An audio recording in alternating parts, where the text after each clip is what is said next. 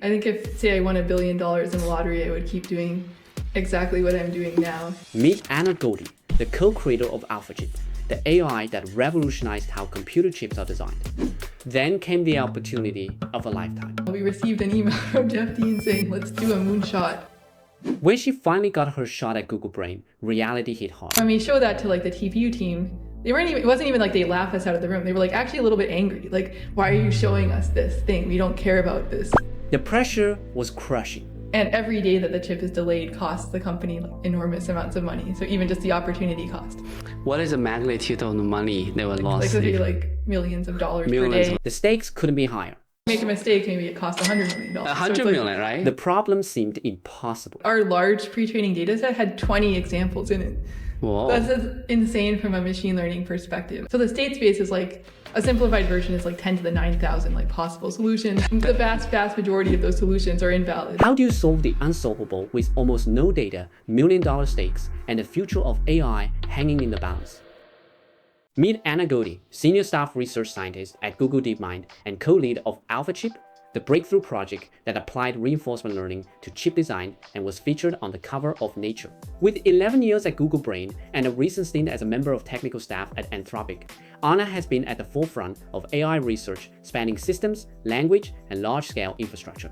She holds a PhD in computer science from Stanford, dual bachelor's degrees in computer science and linguistics from MIT, and was honored on MIT's 35 Under 35 list. From developing dialogue systems as a student to building superhuman AI-generated chip layouts now running in Google data centers. Anna's journey reflects both scientific rigor and visionary ambition. Goldie's path shows how a spark of curiosity can grow into a career that reshapes an entire field. At MIT, a single lecture on spoken language systems inspired her to dive into AI and linguistics, building early dialogue systems before pursuing her PhD at Stanford. Her career at Google began with experiments like Project Amy and Smalltalk, exploring how AI could learn from language.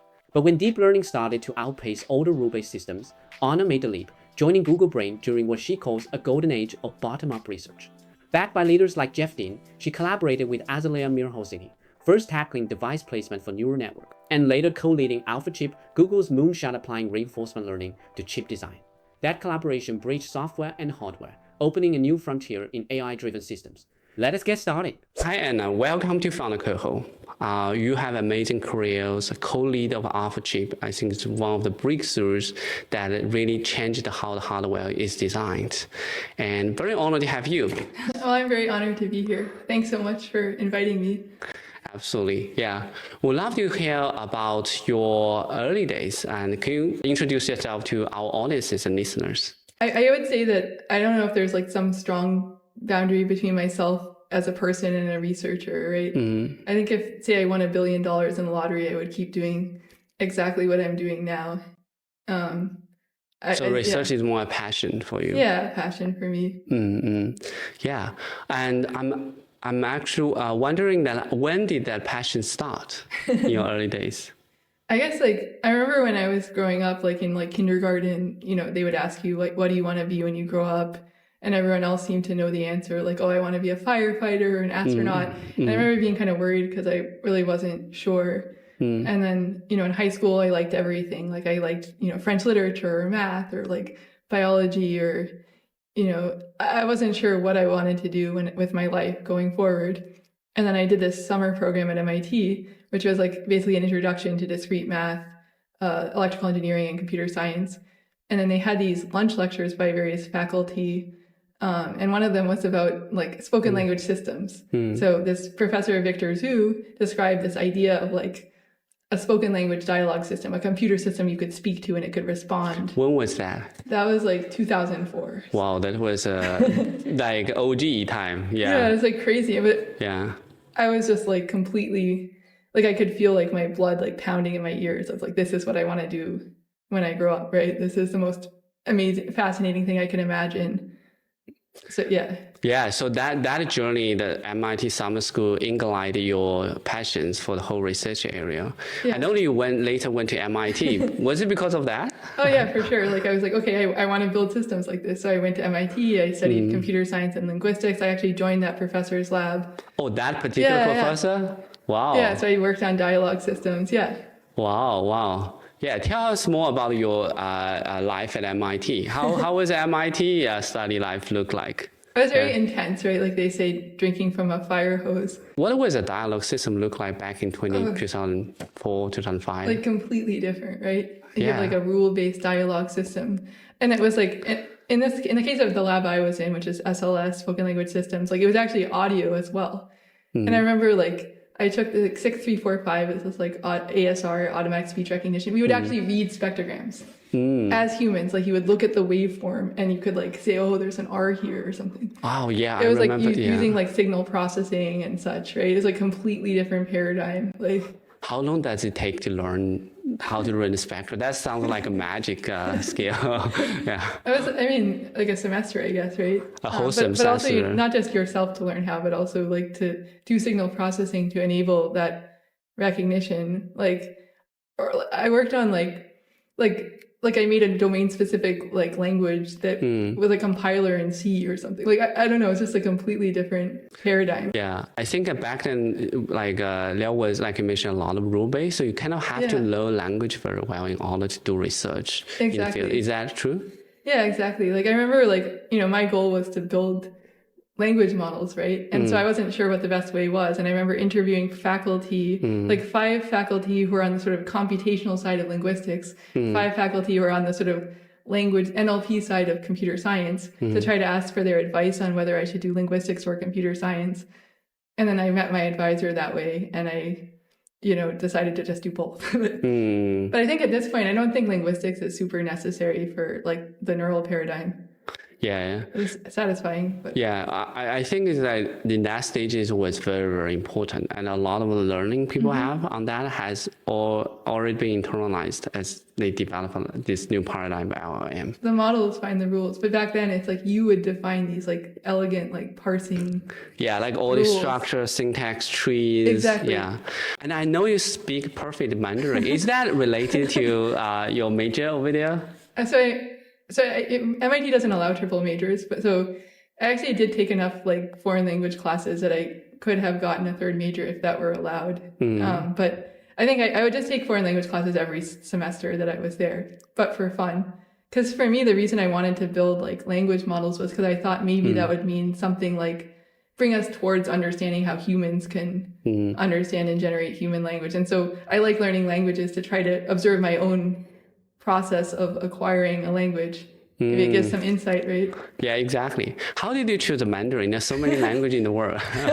I studied other languages too, right? Oh, yeah. How many languages can you speak? I speak English, hopefully, Mandarin, Japanese, French, some Korean, some German, some Italian. Wow. Some Spanish, I guess. But that's amazing. I think I'm just like very fascinated by the process of acquiring languages and like how you can do it optimally. What is the first team did you join when you joined Google? I remember it was funny. It was called the AI team, which is ridiculous. It was like AI at google.com was like the team's like alias or something. Yeah. It was Anna Patterson's team. She was my first manager. What was the project?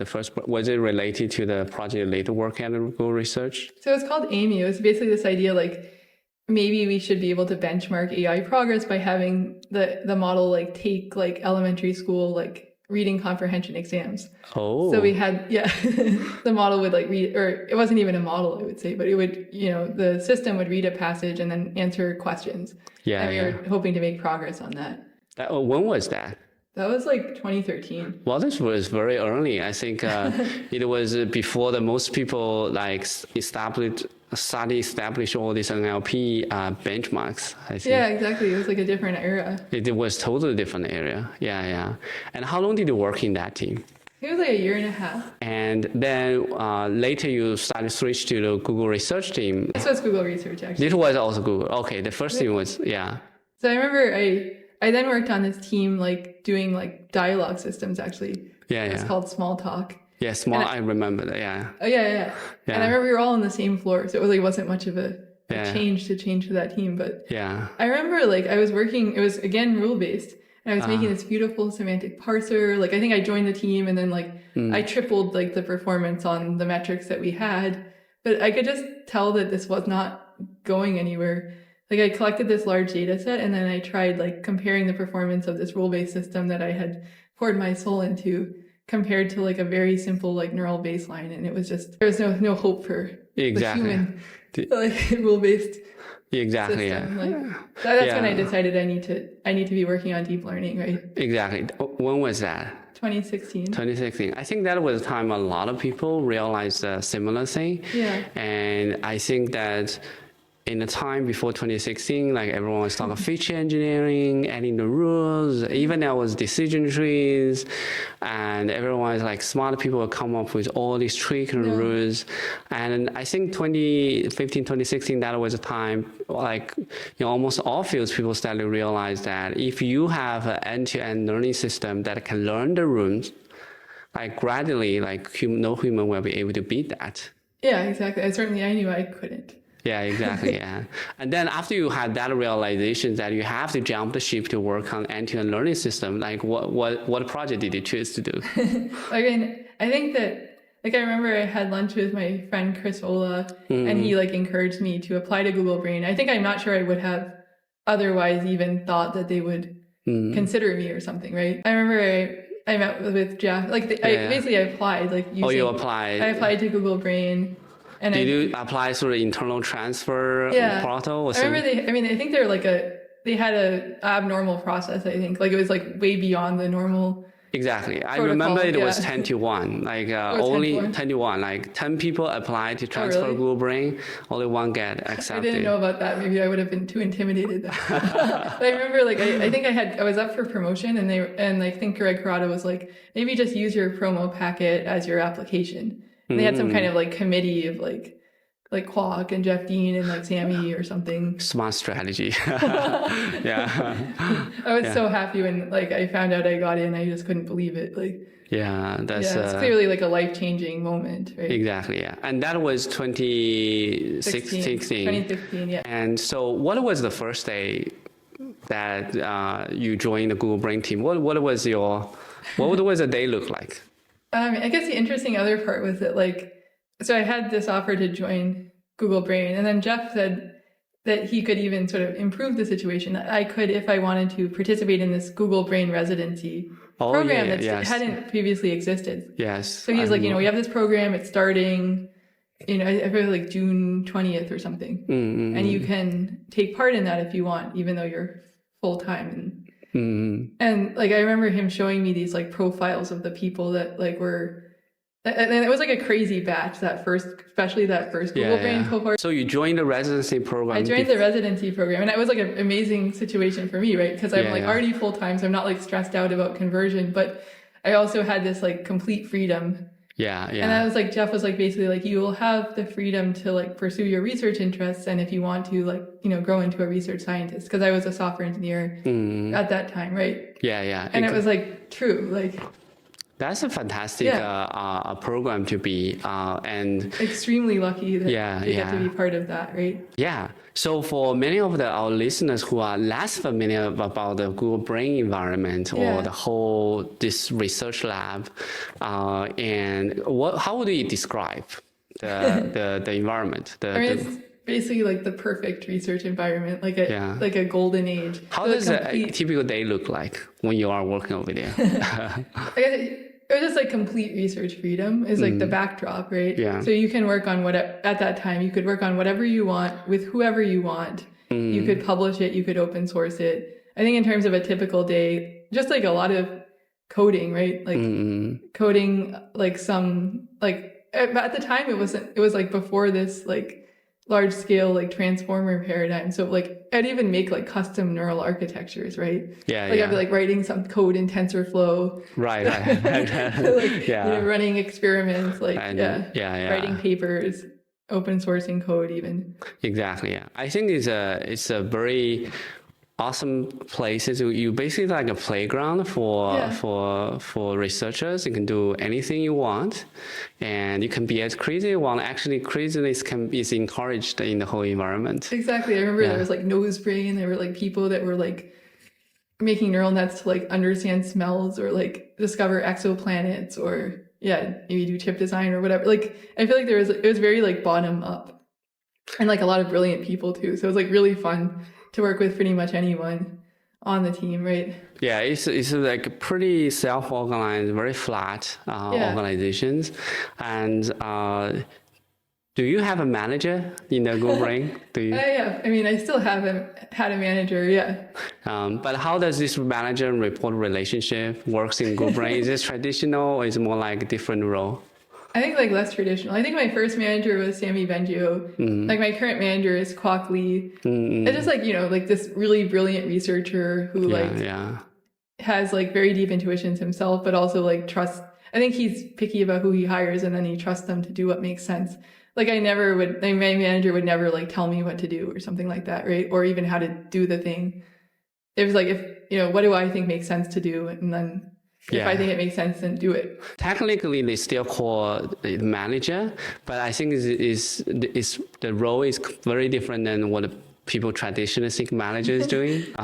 It's more like your lawyer within the performance review system, promo system or something maybe. Yeah, it's more, but I think there is kind of a kind of formal structure they have to have it as corporate, but in reality, they all serve as your coach as you do your own research, and you're an independent researcher who are pursuing your own passion. I completely agree with that. Yeah.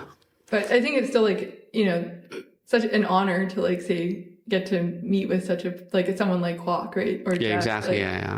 And I know that later you started work on the AlphaChip project, which is amazing. I think it's one of the most important breakthroughs in hardware design and AI plus hardware in the past few decades. In fact, I still remember I attended one of Jeff Dean's talk, and he was like, "It has always been hardware for AI. Now it's time for AI for hardware." It's very, very inspirational. Tell us more. How did you start the project? Like, what was the circumstance that made you decide to start the project? We really want to like go to the origins of that. Azalia and we actually started out as like workout buddies.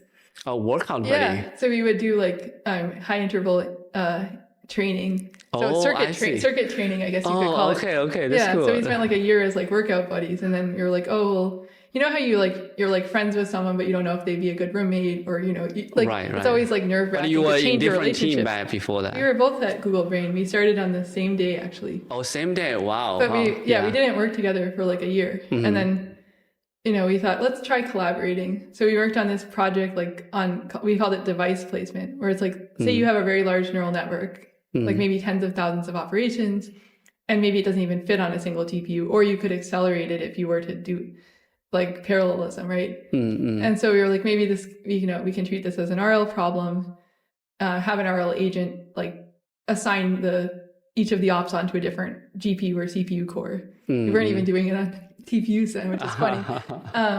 And the reward signal can be just the runtime of executing that, like training or inference with that partition. So that was our first project together. We did it in like 3 weeks. Like we wrote like a bunch of code together. Wow, 3 weeks. Yeah.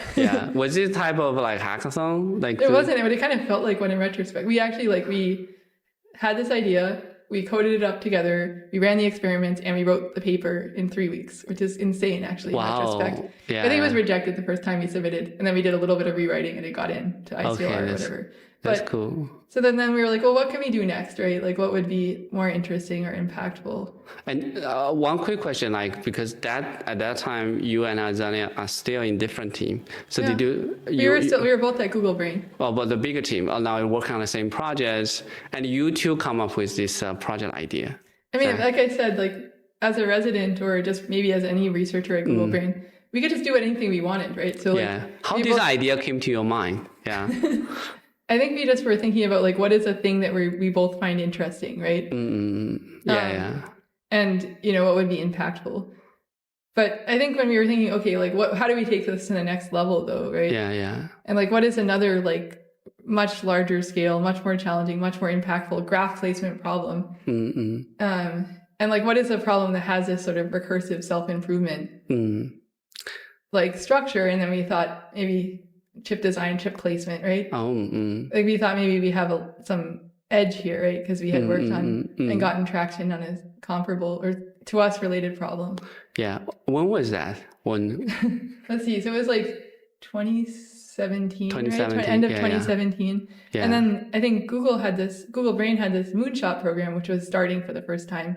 Any person could propose a moonshot, and you would commit to work for a year on something that, maybe it sounds impossible, but if you were to succeed, it would matter a lot, kind of thing, right? Exactly. It's a very competitive program. I think that was time, we too met. Because I heard your pitch in the Moonshot project. Oh, really? And then funny. we grabbed lunch afterward. Oh, that's crazy. I remember it was like we got 3 minutes to pitch, right? And then I think Kwok was like he saw our slide deck in advance. I think we had 21 slides, and then Azalia and I jointly pitched for 3 minutes. And he was like, oh my God, you're not gonna be able to get through all of those slides, but we did it. Can you tell our listeners about what is this Moonshot project and why it was set up in the Google Brain? So I think we thought, well, chips are the fuel for progress in machine learning, right? Yeah. As soon as you see those neural scaling laws, where as you scale up the number of the amount of compute applied, the number of parameters, the data, you just get better performance, right? So we're if we could use machine learning to make better chips to fuel the AI systems of the future, I think this could be really powerful, right? Yeah, the chip design is a very important part, and also the area in which the RL can be very, very useful. Exactly. Yeah, take a step back. Who organized this pitch, and was it organized regularly, and how did you find the Moonshot pitch? I feel bad. I don't remember exactly which person organized the Moonshot program the first time. Do you remember?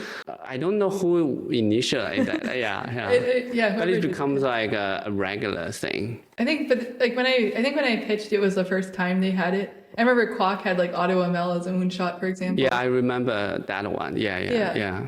I think it's really good because I think that it's a little bit of an antidote to this, one potential weakness of an organization that's doing bottoms up exploratory research is people could sort of individually do low impact projects or something.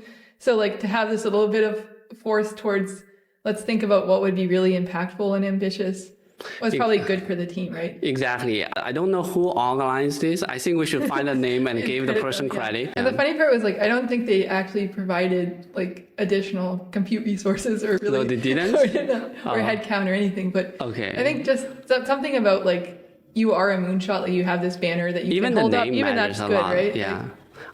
Because I never got a Moonshot project because my project was a recommendation system, so it's why it's called Moonshot. And but I didn't know they didn't provide additional computer resources. I think if you wanted to say request leads resources, maybe you could have a quicker line to leadership, but I don't think that was true actually. But back then, I think the resource was never a problem. Yeah. There's plenty of free GPU back then, and then the each of the model training doesn't take that many GPU back then. Exactly. Yeah. That's cool.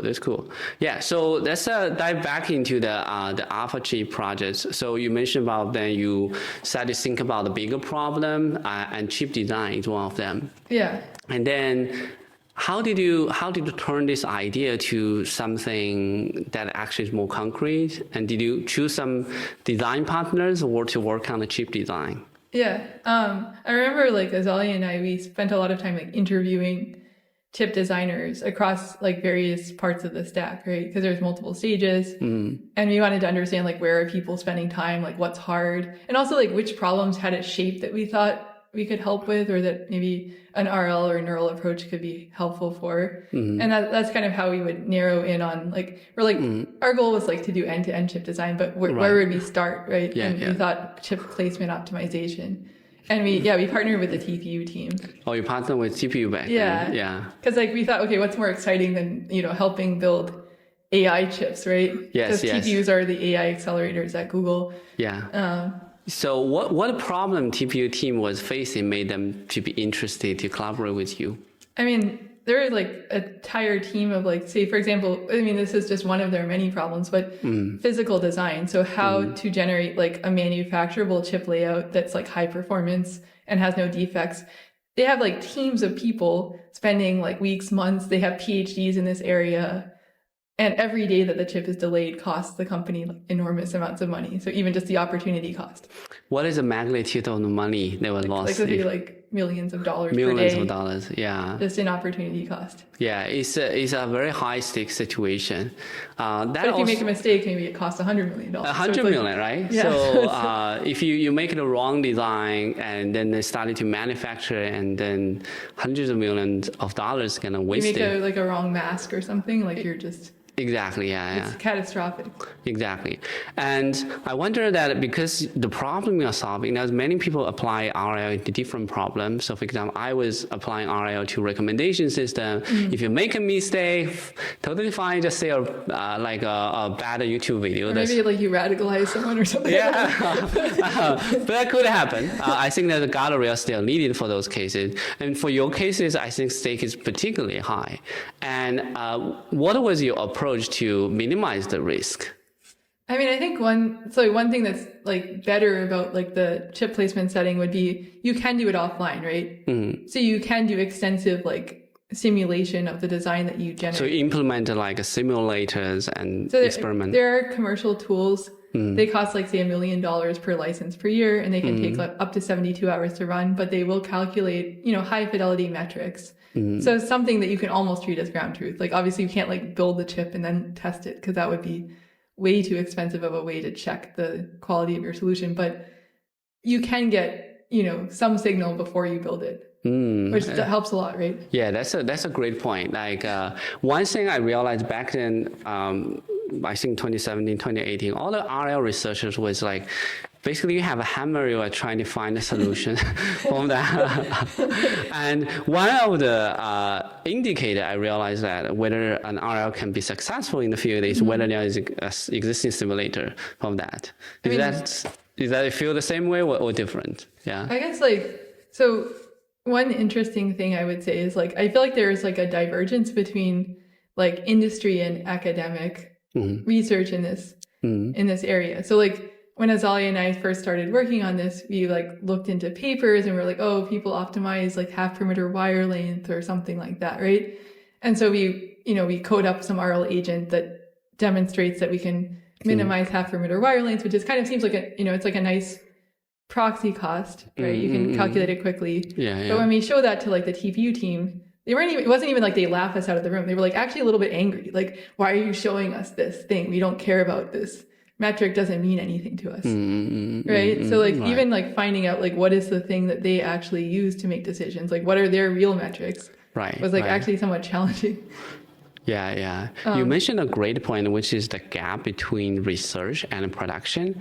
I think we still hasn't, fast forward now, almost 80 years later, we haven't really still sorted that out. There's still a gap between the research, the metrics you use in research, or the benchmarks you do, and what actually the production team is using. Exactly. Yeah.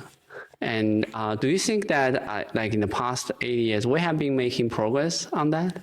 I mean, it depends which domain we're talking about. I think in chip design, I think there was, or physical design, I think increasing divergence. Oh, so increasing divergence. I feel the academic community was solving this beautiful applied math problem. They have analytic solvers, they optimize half perimeter wire length, maybe some kind of approximate metric of routing congestion, but often not. Whereas in the real world, when you're trying to actually build chips at sub 10 or sub 7 or even sub 5 nanometer technology node sizes, they're looking at completely different metrics, right? So they're looking at routed wire length, horizontal vertical congestion, various timing violations, power consumption, area, related to yield. So it's it's a lot more very details, divergent. Very divergent. And do you think this trend will continue? I mean, I think with our paper, we really tried to push things back towards something more what the real problem is in industry. We reported metrics from this commercial EDA tool on modern chips with sub, I guess I can't say what nanometer process, but right, yeah. And I think we saw some other papers then for reporting metrics that were the actual ones that physical designers use to decide which layout to send for manufacturing. So hopefully we some influence. Yeah. I think that's also the challenge of industrial research team, because when we do the research in Compline, we usually will pay more attention to what actually works. And then, but when we publish these results in the research community, they don't necessarily care about that. And they often care more about what is the theoretical value providing, or whether how they can reproduce it. But in real world, a lot of things, it takes an enormous amount of computation to reproduce. I mean, that was the other weird part is like, I think some academics felt like, oh, like, you know, say AlphaChip used a lot of compute. Like, it's just like we use like 16 GPUs for like 6 hours to like, that's not actually that much compute. You're like, you know, people are spending like, I can't even say how many GPUs for how many months for training like large language models. Like the ratio is just absolutely ridiculous, right? Like, you're like not using that much compute. I think you mentioned another great point, which is not just the divergence of the evaluations between academics and also industry research, but also the capability or the focus. Because like for 16 GPUs, for most of the research lab, they don't have. So they couldn't reproduce. But for industrial standard or any like labs like the Gemini or Anthropic, 16 GPU is nothing at all for that. So these gaps of the computational resources that is available to the industrial research lab and the academics is also widening.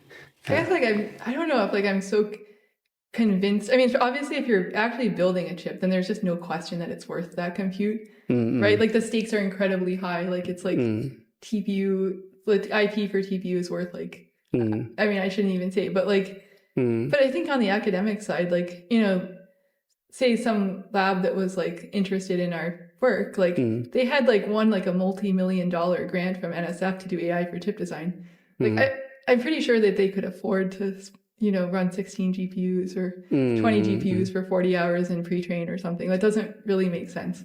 Like the cost is really not that much, right? I think it's also the emphasis, because traditionally they would be putting more emphasis on the theoretical innovations rather than the practical innovations, like in the school evaluation system. Sure, I also want to dive into another topic related to the AlphaChip, because I know this is a project that also Jeff Dean, he's super passionate about it, and you and Azalia and also Jeff Dean work very closely in this project. And he's a legendary person in the whole industry as well. How did you meet him? I mean, I met him actually. He was trying to convince me to join Google Brain, which is not too hard for him, right? What was the first meeting you had with him? What was your first impression on him? Actually, my first meeting was I was like walking with this, you know, Ke. Our teammate at Google Brain. We were talking in Chinese for some reason. And then I think Jeff Dean was like walking behind us, and I guess he overheard us speaking in Chinese. And he was like, oh, my daughter wants to learn Chinese. Can you give her tips or something? So actually, that's how I met him originally. But that's funny. I know we both also speak Chinese a lot. Jeff never asked you for your tips, I guess. Maybe I should speak more with you. Cool. And then later you reconnect, like you work more closely when you started AlphaChip project? I think Azalia and we worked on this device placement work, and Jeff was a co-author. I remember like we had discussed the idea with him, but then we were so bad. Like we gave him a draft of our paper, I think like the morning that it was due or something into the conference. And then he was like, oh, well, maybe you could run these additional experiments. And I was like, maybe Jeff Dean could run these experiments in like the 3 hours left, but I'm not capable of that.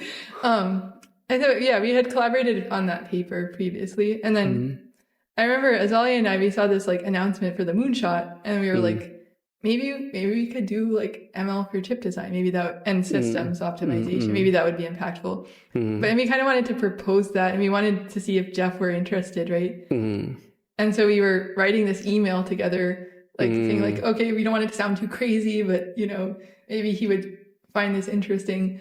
And so as we were writing this email, we received an email from Jeff Dean saying, let's do a moonshot on what a coincidence. You were thinking the same thing. Yeah, exactly. Before you write, and he messaged you first. I was like, okay, well, if Jeff thought it was a good idea, then maybe we're not that crazy, right? That's cool. And in fact, that I think one of the like one of the reasons why everyone loves Jeff is he's so humble. He's actually helping so many projects in Google to move forward and encouraging people. Exactly like you mentioned, like a lot of us when we think about we always don't have enough confidence. Like we think it's crazy or not. But when Jeff says he's do it, then then why not? I think he's like a deeply like technical person, right? Yeah, but he's also optimistic, which is nice. Yeah. Right? He's very fast too, right? Yeah, he's very, very fast. Like he can immediately understand sort of any idea or result you might share with him. It's kind of exhilarating, right? Yeah. It's you immediately get a positive feedback after like people understand you, especially a person with such a senior leadership and such a track record, understand you right away. I wonder in the projects, how does the work with Jeff look like? Do you do like regular meeting? He give you ideas? Like how exactly collaboration work? I mean, I think we like shared our proposal with him and got feedback. I think the first year of the project, he actually would come to our weekly meeting with the TPU team, which was pretty cool. I remember being kind of nervous, like I better have some like good results every week to show this RL agent better learn something really. I think like that, I guess that was how we would, and then we had a monthly lunch with him. So we would discuss like ideas and results or like, oh, this, like we're having this like difficulty, like we're thinking about solving it this way. What do you think? Yeah, exactly. Yeah. And I know that like, especially in, for any project related to RL in early days, it hasn't been smooth. Like back then, 2016, 2019, that everyone who working on RL was a very tough moment back then. And you're working on the AlphaChip, the device replacement. I'm very curious about your experience over there. Was it smooth? Did you get it working in the first try, or did you face a lot of obstacle in the process? I think the device placement project, that was pretty fast, right? Like to get to a good result. Yeah. Maybe that's just, I think in that case, it's because the reward signal was so clean, right? Because you can just you create a partition and then you can just do a forward pass, a backwards pass, parameter update. Maybe you do it 10 times and take the average to reduce variance. But you have a very fast and very aligned with your true objective reward function, right? So it's an easier setup. In this case, it's very complex, the true reward, very hard to evaluate. You mean the chip design? Yeah, it's much harder. Because if you look at what the chip designers care about, it's 8 different things, right? And they are complex to evaluate. Oh, so can you tell us what are the chip design? What are the 8 components in this? So I guess one of them would be routed wire length. So what is the length of the wires needed to connect all the components that you've placed onto the chip? And there's these memory components SRAMs, which are maybe in the order of hundreds of those, and then there's millions of these logic gates standard cells, and it's all connected by wires. So it's this graph you're placing onto this highly granular canvas. So the state space is a simplified version is 10 to the 9,000 possible solutions. 10 to the 9,000. Yeah, this is if you make various simplifying assumptions, and the vast majority of those solutions are invalid. So it's yeah, that number feels bigger than the molecules in the universe. I think that might be true. Yeah. This is kind of scary, right? It's this daunting problem. And then in terms of the cost functions, you're okay, what is the length of the wires needed to connect them?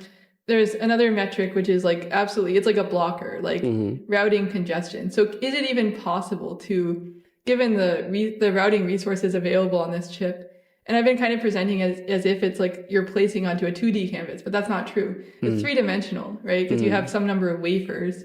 And so you're placing components, and then you need to have wires route in various, at each XY coordinate along in this chip, you can only route one wire, let's say. Yeah. And so if you place it a certain way, it may be just actually impossible to connect these components. And then there's timing. So the signal. A lot of constraints as well. There's a lot of constraints. Yeah. And then this sounds like extremely complex problem to solve.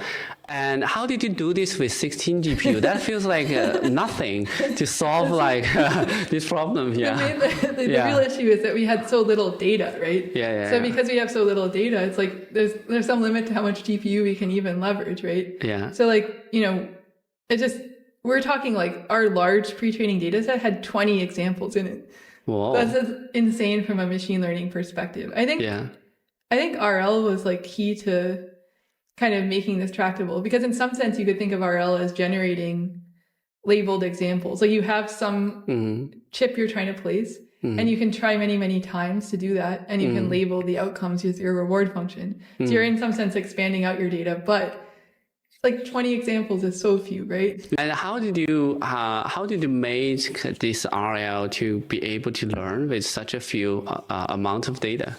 I think the key was like representation learning, right? So this is in the sort of for the audience with like less background like of the ML, what is a representation learning? So it's like, how do I basically allow the neural network to see, or the RL agent to actually see or understand the inputs in a meaningful way, right? So like in, language models, they like ingest words and then they create some, embeddings of their meaning, right? Yeah. In this case, like we want to ingest like a chip that we want to place, which is, millions of standard cells and maybe up to a few hundred macros connected by wires, and maybe some state of the canvas. Like we formulated it as like a sequential placement task where we place each of the components. Yeah. But how can you represent like the progress so far? Like some parts of the chip you've already placed things onto and you can't put things on top of those. So how can I make the neural network or agent see like what's going on? And then learn from it, right? Yeah. So is my understanding correct that it's basically a very advanced model to be able to understand what's going on in the current placement? Exactly. Or in like the state of the thing that you're placing as well. Yeah. What is the relationships between different components on the chip? Like which ones need to be near each other maybe, or something like that, right? And then that representation learning is the one that you use the 16 GPU to train? So we have basically an encoder that takes, creates embeddings for this, like some kind of neural representation for the input. Yeah. And then we pass that into a deconvolutional neural network, our policy network, to generate a probability distribution over like, where should we place the next component onto this 2D canvas? Yeah, right? Exactly. And then a value network too. Exactly, yeah. And I think you also touched such an interesting point. I want to dive a little bit deeper into that. You mentioned about encoder, and you also mentioned about earlier the representation learning, which everything here is basically trying to understand the input and turn that into certain representation, which can be the embedding. Yeah. And encoder back then was extremely popular at Google. I think it eventually need also the BERT, that the representations of a language, which then become the first really commercial, like popular transformer models, and then everyone started to. So this like all this project we did accidentally kick off all this another thread of large language models. I wonder what is your thought about like the paradigm that is evolving in this vibrant research community? Like you mentioned, like you're working on a chip design, you were using RL. I was working on RL with reinforcement learning. Some other team were working on the like these encoder things. Yeah. How did you got ideas of like using this representation learning or encoders? Was it related to the environment that you were in, just like some lunch conversations or read some papers? I think it was more that, like we thought, okay, we want to train an agent that's like capable of doing this general task of generating high quality layouts. Right. But what we found was, at least initially, we had so little data, but even that little data that we had, we weren't getting anything out of it. So we would like say, we're like, let's have this agent place a bunch of tips and like learn from that. It wasn't learning anything actually. So, it was like, you might as well start from a randomly initialized, like if you had some new chip that you wanted to place, you were just as well off to start from a randomly initialized policy as the one that had experience on these other chips. And we thought that didn't seem like, there's something good if you spend 24 hours and you get like a superhuman layout, that's worth something, but it felt like there was something fundamentally less interesting about that setup, right? We wanted to actually be able to like learn from experience. And so that like, we were looking into like, why is it that we're not able to leverage pre-training or RL pre-training? And when we looked into it, it seemed like the value network was just giving insane predictions of the quality of the chip. Like it wasn't generalizing across different inputs. And so we thought maybe there's something wrong with the way we're feeding information into this network. Like it's not actually taking in a meaningful representation of the chip that generalizes across different inputs. And so we put a lot of effort into exploring different representations that would be really well suited, like had the right inductive bias for our problem. And we ended up with this like novel edge-based graph neural network that could generalize, like we could say from this embedding predict what the reward signal would be. And then once we had that, we could use it as the encoder. And then we generalized across chips. Yeah, exactly. I think that one theme that how you're talking about, and also many team back then was like how to make the model more generalizable. Yeah, exactly. Yeah.